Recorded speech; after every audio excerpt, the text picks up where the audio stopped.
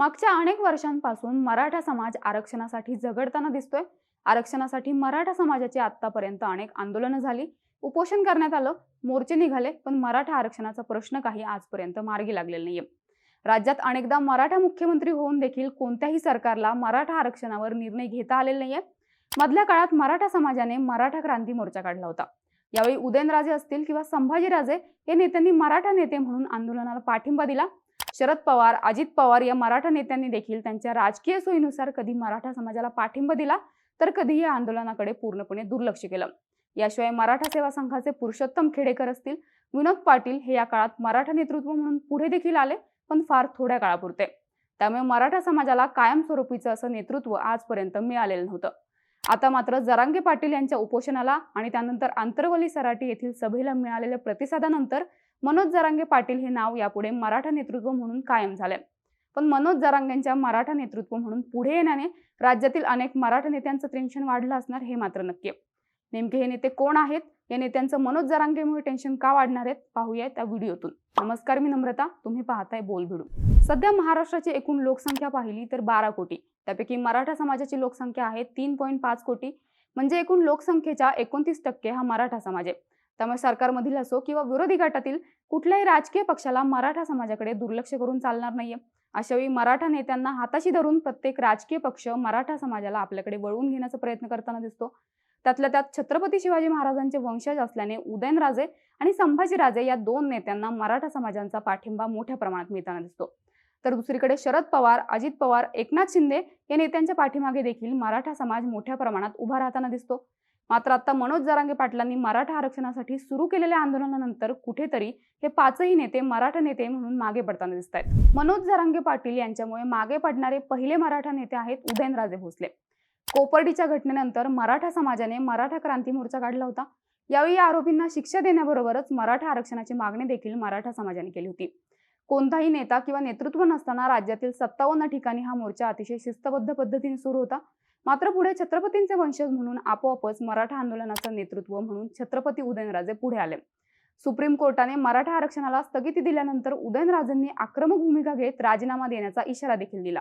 उदयनराजेंच्या इशाऱ्यानंतर तरी राज्य सरकार मराठा समाजाला गांभीर्याने घेईल असं वाटलं होतं, पण ना आरक्षण मिळालं ना उदयनराजेंनी राजीनामा दिला। त्यानंतर पुढे देखील उदयनराजेंनी मराठा आंदोलनामध्ये मराठा समाजाला अपेक्षित असा सहभाग घेतला नाही।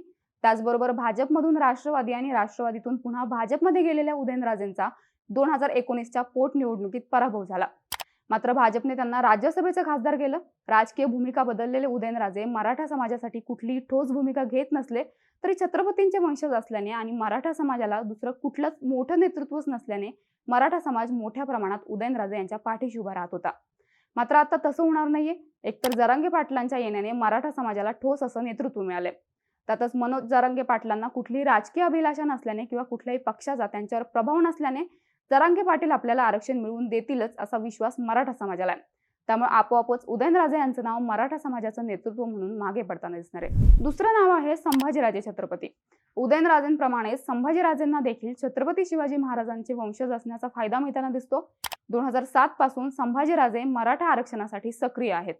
2013 मध्ये मराठा आरक्षणासाठी संभाजीराजे यांच्या नेतृत्वाखाली आझाद मैदानावर मोर्चा काढण्यात आला होता। मराठा आरक्षणासाठी संभाजीराजेंनी 2 वेळा महाराष्ट्राचा दौरा केलाय। याशिवाय त्यांनी संसदेत देखील मराठा आरक्षणाच्या प्रश्नावर आवाज उठवला होता। याशिवाय ज्यावेळी मराठा आरक्षणावर कोर्टात सुनावणी सुरू होती त्यावेळी प्रत्येक सुनावणीला ते हजर असायचे। मराठा समाज, वकील, न्यायालय यांच्यातील समन्वय साधण्याची जबाबदारी संभाजीराजेंनीच पार पाडली होती। थोडक्यात न्यायालयीन लढाई असो किंवा मैदानावरील लढाई या प्रत्येक वेळी संभाजीराजे छत्रपती मराठा समाजाच्या बाजूने उभे राहिलेत। इतर मराठा नेत्यांच्या तुलनेत संभाजीराजे छत्रपती हे मराठा नेतृत्व म्हणून राज्यात इस्टॅब्लिश झाले होते। मात्र त्यांच्यावर देखील राजकीय भूमिका बदलाचा टॅग लागला। आधी राष्ट्रवादीतून लढवलेली निवडणूक, नंतर भाजपच्या साथीने मिळालेली राष्ट्रपती कोट्यातली खासदारकी, पण पुढे मराठा आरक्षणासाठी त्यांनी घेतलेल्या भूमिकेमुळे भाजप आणि त्यांच्यात दुरावा निर्माण होत गेला। पुढे जेव्हा खासदारकी लढवण्याची दुसरी टर्म आली तेव्हा मविया आणि भाजप कोणीच त्यांना उमेदवारी दिली नाही। या काळात संभाजीराजेंनी कुठल्याच पक्षाला तुमच्या नेत्याला उमेदवारी द्यायची नाहीये असं भावनिक आवाहन करत मराठा समाजाला आपल्याकडे वळवण्याचा प्रयत्न केला। त्यामुळे संभाजीराजेंची राजकीय अभिलाषा लपून राहिली नाही असं बोललं गेलं। अशातच त्यांनी सुरू केलेल्या स्वराज्य पक्षाने पुढील सर्व लोकसभा मतदारसंघात उमेदवार देण्याची घोषणा देखील केली। मात्र आता जरांगे पाटलांच्या पुढे येण्याने संभाजीराजेंना मराठा नेतृत्व म्हणून राजकारण करायला तितकी संधी राहील का, हा प्रश्न आहे. संभाजीराजेंनी जरी मराठा आरक्षणासाठी आंदोलनं केली असली तरी त्याचे परिणाम त्यांना आजपर्यंत साध्य करता आले नाहीयेत. जरांगे पाटलांनी मात्र आपल्या मागे मोठा जनसमुदाय देखील उभा केला आणि सरकारला देखील नमवलं. त्यामुळे यामध्ये संभाजीराजे यांचं नाव मराठा नेतृत्व म्हणून मागे पडताना दिसणार आहे. पुढचं नाव आहे शरद पवारांचं. सुरुवातीपासूनच शरद पवारांवर सरकारमध्ये असताना देखील मराठा आरक्षणाविरोधात भूमिका घेतल्याचा आरोप होत आला.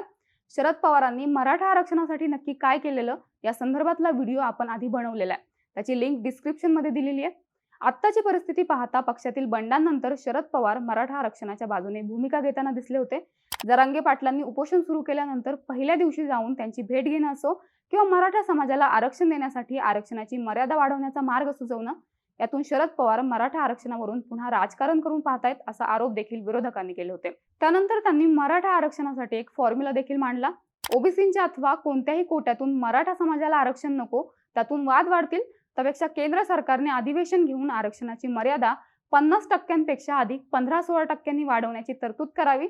त्यातून इतरांवर अन्याय न होता मराठा आरक्षणाचा प्रश्न सुटेल असं शरद पवारांनी म्हटलं होतं. त्यामुळे एकीकडे मराठा आरक्षणाची मागणी करत असताना ओबीसी वोट बँकेला देखील पवारांना धक्का लागू द्यायचा नाहीये. राष्ट्रवादी काँग्रेस हा मराठा राजकारणाचा पक्ष म्हणून ओळखला जातो, त्यातही प्रस्थापित मराठ्यांचा. पण आता महायुती सरकारला अडचणीत आणण्यासाठी मराठा आरक्षणाचं व्यासपीठ इतर पक्षांसोबतच राष्ट्रवादीचे नेते देखील वापरतायत असा आरोप झालाय. आता मनोज जरांगेंनी थेटपणे घेतलेल्या भूमिकांमुळे कुठल्याच सरकारने मराठा आरक्षणासाठी प्रयत्न केले नसल्याचे परसेप्शन सेट झाले. त्यामुळे शरद पवारांचं मराठा नेतृत्व देखील आधीसारखं तितकं प्रभावी राहणार नाही असं बोललं जात आहे. पुढची नावं आहेत एकनाथ शिंदे आणि अजित पवार यांची. एकनाथ शिंदे आणि अजित पवार या दोघांचीही सरकारमध्ये एंट्री काही प्रमाणात सारखीच झाली होती. दोघेही मराठा नेते असल्याने भाजपने शिंदेंना मुख्यमंत्री आणि अजित पवारांना उपमुख्यमंत्री करून बऱ्यापैकी मराठा समाजाला आपल्याकडे वळवून घेण्याचा प्रयत्न केला होता. मराठा मुख्यमंत्री होतोय म्हणून आम्ही भाजपसोबत गेलो, अशी वक्तव्य सुद्धा शिंदे गटाच्या नेत्यांनी केली होती. मात्र जरांगे पाटलांनी आरक्षणासाठी सुरू केलेल्या उपोषणानंतर दोन्ही नेत्यांच्या बाबतीत एक टीका सातत्याने होताना दिसली. ती म्हणजे मराठा मुख्यमंत्री उपमुख्यमंत्री असून देखील मराठा आरक्षणासाठी प्रयत्न केले जात नसल्याची.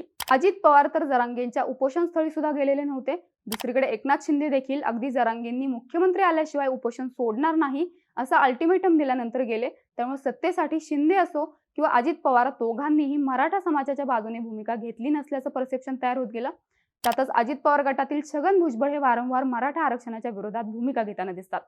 त्यामुळे मराठा समाज छगन भुजबळ प्रामुख्याने अजित पवार गटाविरोधात आक्रमक असल्याचं चित्र आहे. आता या 24 तारखेला जर शिंदे सरकारने काही निर्णय घेतला नाही तर याचा आणखी फटका सरकारला आणि पर्यायाने शिंदे पवारांना जास्त बसू शकतो. कारण जरांगे पाटलांनी उभारलेल्या आंदोलनानंतर आणि या आंदोलनाला मिळत असलेल्या यशानंतर शिंदे आणि पवार यांनी सत्तेत असून देखील काहीच न केल्याचा मेसेज लोकांपर्यंत जाताना दिसतोय. त्यामुळे जरांगे पाटलांचं मराठा नेतृत्व म्हणून पुढे येण्याने अजित पवार आणि एकनाथ शिंदेंचं टेन्शन वाढवलंय. एकूणच कुठलाही राजकीय पाठिंबा नसताना केवळ मराठा समाजाच्या पाठिंब्यावर मनोज जरांगे यांनी आंतरवाली सराटी गावात एवढी मोठी सभा घेऊन अर्थातच सरकार आणि त्याचबरोबर विरोधकांचं देखील टेन्शन वाढवलंय. तुम्हाला काय वाटतं? मनोज जरांगेंच्या मराठा नेतृत्व म्हणून पुढे येण्याने अजून कोणत्या मराठा नेत्यांचं महत्त्व कमी होऊ शकतं? आम्हाला कमेंट्समध्ये नक्की सांगा आणि यासारख्या व्हिडिओसाठी बोल भिडूच्या YouTube चॅनलला सबस्क्राईब करायला विसरू नका.